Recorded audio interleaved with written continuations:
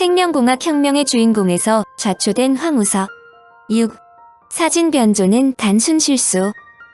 국내에서 벌어지고 있는 황 박사의 논문 진위에 대한 보도는 곧바로 국제적인 언론을 타기 시작했고, 급기야는 영국의 과학 잡지 네이처가 황 교수 논문에 담긴 데이터의 유효성에 대해 의혹을 제기하고 나섰다. 네이처는 2005년 11월 난자의 출처와 관련해 거짓말을 한 사실을 시인한 황 교수가 이제는 과학적 데이터의 유효성에 대한 의문에 직면하고 있다고 전했다. 네이처는 황 교수가 사이언스 논문에 2차례의 중대한 수정을 가한 사실과 MBC TV가 의뢰한 실험에서 논문의 데이터를 뒷받침하는 결과가 나오지 않았다는 점을 집중적으로 부각했다. 황 교수 팀은 사이언스지에 2005년 5월에 발표된 원논문에서 표 하나를 수정했다. 이 표에서 황 교수 팀은 모든 세포들이 다양한 세포 유형으로 분화할 수 있음을 확인하는 검사를 통과했다고 밝혔으나, 실제로 통과한 것은 11개 세포주에서 3개에 불과했다고 수정했다. 또한 서로 다른 세포주를 나타내야 하는 염색된 세포 사진들 중 일부가 같은 사진의 중복이라는 사실도 사이언스에 통보했다. 일본 교토대 나카스지 노리오 교수는 MBC TV의 실험 결과와 관련해 다양한 설명을 할 수 있지만 배아줄기 세포주가 대체됐을 가능성이 있다며 논문만 봐서는 데이터가 진짜인지 아닌지 여부를 알아낼 길이 없다고 말했다. 또 세계 최초의 복제양 돌리의 연구팀 일원이었던 앨런 콜먼 박사는 황 박사의 논문 진위에서 벌어진 내용이 실제로 단순 실수일 수도 있지만 일부 데이터는 여전히 매우 혼란스럽다는 입장을 나타냈다. 그는 돌리 복제와 관련한 억측이 제기됐을 때 독립적인 DNA 검사 실시하여 의혹을 말끔하게 씻었음을 강조하면서 황 박사 논문은 엄중한 검증을 통과해야 한다고 주장했다. 그런데 사건은 황 교수팀의 일원이었던 K 연구원의 PD수첩 인터뷰 녹취록이 공개되면서 걷잡을 수 없이 폭발하기 시작했다. 녹취록에 따르면 K 연구원은 인터뷰에서 줄기세포 2개만을 넘겨받은 뒤 황우석 교수의 직접 지시에 따라 사이언스에 제출할 11개 줄기세포의 사진을 만들었다고 폭로했다. 또한 이 같은 사진 제작 과정은 연구팀 안에서도 황 교수와 서울대 수의대의 K 교수 외에는 잘 모를 수 있다는 취지의 증언을 했다. 이는 황 교수팀의 연구가 2개 정도의 줄기세포만 만들었음에도 불구하고 11개로 부풀렸을 가능성이 있다는 설명이다.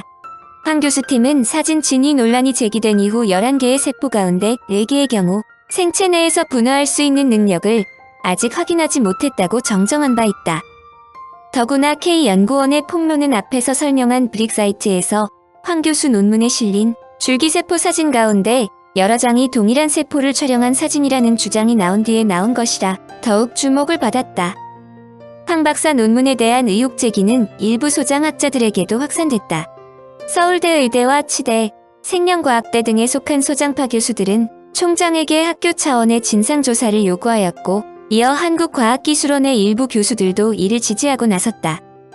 황 교수팀 연구원 3명이 파견되어 있는 미국 피츠버그 대학 측은 황 교수팀 연구 결과에 대한 조사에서 중복 게재된 줄기세포 사진과 DNA 지문 분석 잘못뿐만 아니라 과학적 연구 결과 전반을 검증할 계획이며 황 교수팀 파견 연구원 3명에 대한 조사 방침도 밝혔다. 황 교수 논문에 대한 의혹이 제기된 이래 황 교수에 대해 지지를 천명한 사이언스지도 드디어 재검증을 요구했다. 사이언스는 공동 저자인 황우석 교수와 피츠버그대 세튼 교수 측에 환자 맞춤형 줄기세포 DNA 지문에 대한 의혹에 답할 것을 요구했다고 밝혔다. 황 박사 논문 진위에 대한 재임학이 오른 것이다. 계속되는 폭탄 선언. 황우석 교수의 배아줄기세포 연구에 대한 진위 논란은 결국 서울대에서 재검증을 하는 쪽으로 결론났다. 황 교수는 배아줄기세포 진위 논란을 잠재울 수 있는 방법은 재검증뿐이라는 지적에도 불구하고 후속 논문으로 평가받겠다며 재검증은 불가하다는 입장이었다. 서울대학교도 사실상 황 교수 연구에 대해 적극적으로 재검증에 나서지 않는다는 입장이었다. 그런데 황 교수와 서울대 측이 이처럼 기존 입장을 뒤집고 논문에 대한 재검증을 하기로 한 것은 PD수첩의 녹취록이 공개되면서 황 교수팀이 줄기세포 수를 부풀렸다는 의혹이 확산됐기 때문이다. 머니투데이의 전필수 기자는 서울대의 재검증 결과는 대략 3가지 정도로 예상할 수 있다고 적었다. 첫째, 황 교수팀의 연구 성과와 논문이 다소의 착오는 있지만 전반적으로 진정성이 입증되는 경우, 둘째, 배아줄기세포는 있지만 논문에 데이터 조작이 있는 경우, 셋째, 배아줄기세포가 전혀 없고 연구 성과가 모두 거짓으로 판명되는 경우이다. 황 교수팀 연구의 진정성이 입증되는 경우 황 교수팀은 그동안의 의혹을 털고 연구의 탄력을 받을 수 있을 것으로 예상되며 논란을 야기한 MBC TV에 대한 네티즌들의 공세는 한층 더 심해질 게 분명하다고 지적했다. 배아줄기세포는 있지만 논문의 데이터 조작이 발견된 경우 황 교수팀에 대한 국내외 학계에서의 신뢰는 크게 떨어질 것으로 보이지만 국내의 줄기세포 연구가 중단되지는 않을 것으로 전망했다. 마지막으로 배아줄기세포가 전혀 없을 경우 그 타격은 상상하기 힘들 정도로 클 것으로 예상했다. 그동안 황 교수의 수백억 원의 연구비를 지원하며 가진 의혹 제기에도 황 교수에 대한 확고한 지지를 굽히지 않고 있는 정부부터 책임론에 직면하게 되며 과학계, 일반 국민 모두 엄청난 심리적 공황 상태를 겪을 수밖에 없다고 지적되었다. 황우석 사태가 PD수첩팀이 주장한 것처럼 논문의 진위 문제로 확대되자 한국방송 프로듀서 연합회가 PD수첩 재개와 황우석 이탄 방송을 강력히 촉구하는 성명서를 발표했다. PD연합회는 그동안 황우석 교수팀은 줄기세포 사진 중복 해제, DNA 지문 조작 의혹 등 여러 가지 의혹이 눈덩이처럼 쏟아져 나왔음에도 비전문가에 의한 검증은 과학자의 자존심이 허락하지 않는다 등의 비과학적인 논리를 내세워 국민의 알 권리를 외면했다며 철저한 진상규명을 요구했다. 여기에 황우석 박사의 2005년 5월 사이언스 논문 공동 저자였던 제럴드 셰튼 교수는 논문의 공동 저자를 취소한다고 밝혀 사태를 보다 악화시켰다. 그는 연구와 관련된 누군가로부터 논문이 조작됐다는 몇 개의 자료를 받아 논문의 사진과 자료를 조심스럽게 분석한 결과 논문의 정확성에 의심을 갖게 됐다며 논문 취소 이유를 밝혔다. 황 교수의 사이언스 논문 저자는 모두 25명이다. 황 교수가 가장 먼저 나오며 제럴드 셰튼 교수는 25번째인 메신저로 이름이 등재돼 있다. 황 교수는 논문 검증에 임하면서 조직적 음해 세력이 있어 많은 피해를 보고 있다고 밝히면서 반격에 나섰다. 그는 국민들에게 한 점 부끄러움이 없이 떳떳하며 일각에서 제기하고 있는 해외 도피설에 대해 대한민국을 절대로 떠나지 않겠다고 말했다. 또한 황 교수 후원회 회원들에게 자신의 떳떳함을 전해달라고도 요청했다. 그런데 사건은 급변한다. 한국에서 남북한 분단 이래 최대의 국론 분열이라는 말이 나올 정도인데 이때 황우석 박사가 극심한 피로와 스트레스를 이유로 병원에 입원하자 이것이 보다 사건을 악화시켰다. 한마디로 정확한 해명보다는 알아눕는 퍼포먼스 정치를 보였다는 것이다. 그런데 더욱 황 박사의 불리한 강타가 터진다.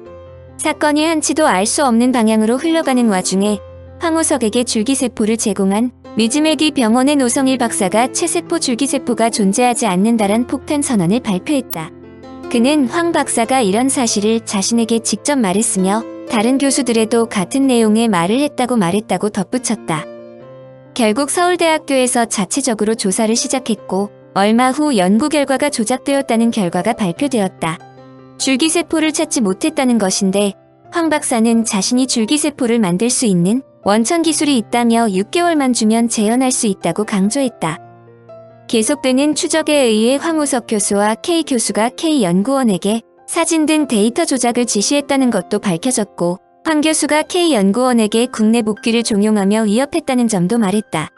그가 강조한 것은 논문에 나온 줄기세포 11개 중 6개가 곰팡이에 사멸됐고 나머지는 줄기세포가 아닌 체세포라는 것이다.